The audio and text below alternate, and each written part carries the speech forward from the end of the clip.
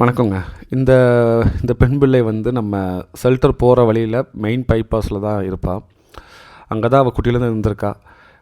இந்த தடவை அடிபட்டாங்க. கார்காரை வந்து இடிச்சுட்டு போயிட்டா. ஸோ பைபாஸில் காரில் வரவங்க, பஸ்ஸு மற்ற எல்லா வண்டியுமே 90 100 தான் வருவாங்க.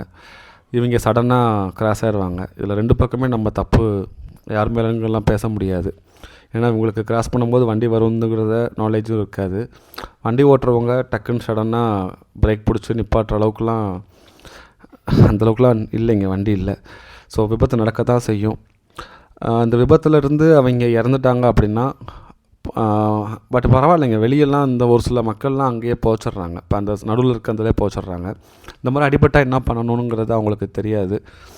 ஸோ நல்ல வேளை நமக்கு கிட்ட இருந்தனால இன்ஃபார்ம் பண்ணாங்க. போய் தூக்கிட்டு வந்து இப்போ ஷெல்டரில் தான் வச்சுருக்கோம்.